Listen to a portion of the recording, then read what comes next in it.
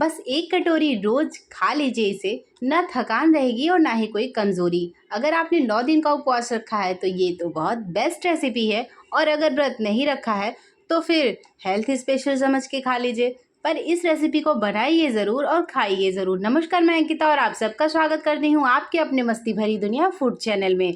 तो इस रेसिपी को बनाने के लिए सबसे पहले तो हमने 3 चम्मच के करीब में यहाँ पर लिया है साबूदाना। अब साबूदाना को अच्छी तरीके से धो लेंगे। अब आप कहोगे कि सिर्फ 3 चम्मच, तो यहाँ मैंने सिर्फ 2 लोगों के लिए बनाया है, इसलिए हमने बहुत कम क्वांटिटी में बनाया है और 3 बड़े चम्मच लिए हैं। तो इन्हें हम अच्छी तरीके से धो के साफ़ कर लेते हैं, क्योंकि साफ़ सफाई का विशेष ध्यान रखना हमारा फ़र्ज़ है। तो अब हमने यहाँ पे लिया है देसी घी। तो देसी घी, अगर आप व्रत में मूंगफली के तेल का इस्तेमाल करते हैं तो आप उसे डालिए। ये मैं व्रत स्पेशल बना रही हूँ, और अगर वैसे तो आप घी में ही इसे बनाइए। तो इसके लिए हमने क्या किया, थोड़े से काजू और थोड़े से बादाम, बस श्रद्धा अनुसार हमने काजू बादाम लिए हैं, उसे भून लिया। थोड़ा बातें करते करते ना हमारे काजू बादाम थोड़े से ज़्यादा ही भुन गए थे, तो हमने थोड़ी सी किशमिश भी इसमें डाल दी थी।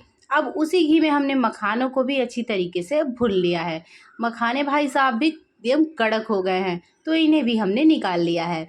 अब बाकी बचे हुए जो हमारे घी हैं, उसी हमें हम इस सारी रेसिपी को बना लेंगे। तो उसी घी में हम जीरे का तड़का लगा देते हैं। अच्छा, आप व्रत में जो चीज़ें नहीं खाते हैं उस चीज़ों को आप यहाँ पे स्किप कर दीजिए, जो चीज़ें आप खाते हैं वो यहाँ पे डाल दीजिए। तो यहाँ हमने मूंगफली के दानों को भी डाल के इसमें अच्छी तरीके से रोस्ट कर दिया। अब जैसे ही मूंगफली हमारी तड़क भड़क करने लगी ना, तो हमने इनमें एक मीडियम साइज़ का आलू लिया था, उसे छोटे छोटे चॉप करके इसमें डाल दिया। अब इसको भी थोड़ा-सा हम मूँगफली के साथ ही भून लेंगे। वैसे मूँगफली तो हमारी अच्छी तरीके से कुरकुरी हो गई, पर बातों ही बातों में हमने इसे ज़्यादा लाल होने नहीं दिया। अब इसी में हम थोड़ी-सी हरी मिर्च डाल देंगे, क्योंकि मुझे बहुत ज़्यादा तीखा बनाना नहीं था, इसलिए मैंने हरी मिर्च का इस्तेमाल बड़ा कम किया है। साबूदाने को हमने धो के साइड में रखा था, उसको भी हम यहीं पे इसी स्टेज पे डाल देंगे और इनकी भी थोड़ी-सी भुनाई-शुनाई कर लेंगे इसी के साथ। तो अब ये देखिए, ये महाशय भूनते-भूनते क्या होगा ना, कि इनकी ये अपनी हरकतों से बाज तो आने वाले नहीं, तो देखिए ये चिपक गए एक दूसरे में। तो अब इन्हें हम छुड़ाने में बहुत ज़्यादा समय बर्बाद नहीं करेंगे अपना, और इनको अच्छी तरीके से बस इसी तरह से हम भूनते रहेंगे। अब ये भी भुन चुके हैं, तो हमने 2 मीडियम साइज़ के टमाटर लिए हैं, वो भी काफ़ी पक के लाल हो गए थे। उन्हें भी डालेंगे और थोड़ा-सा इनकी और भुनाई-शुनाई कर लेंगे। तो इसे भुनाई-शुनाई करते रहना है आपको कंटिन्यू, ताकि जो है ये साबूदाना और ज़्यादा ना चिपके और टमाटर हमारे जल्दी से गल जाएँ।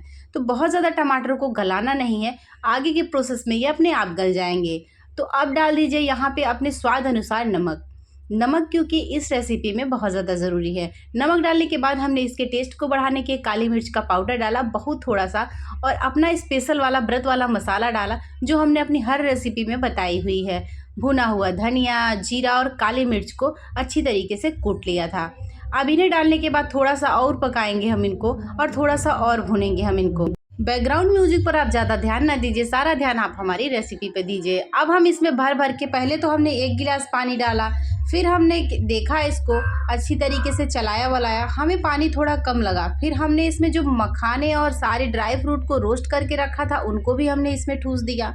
अब इसके बाद हमें पानी पहले ही बताया हमें कम लगा था, तो हमने इसमें आधा गिलास पानी और उड़ेल दिया। धनिया की पत्ती डाल दी, ताकि धनिया का जो फ्लेवर है वो हमारे सूप में अच्छी तरीके से अब्ज़ॉर्ब हो जाए।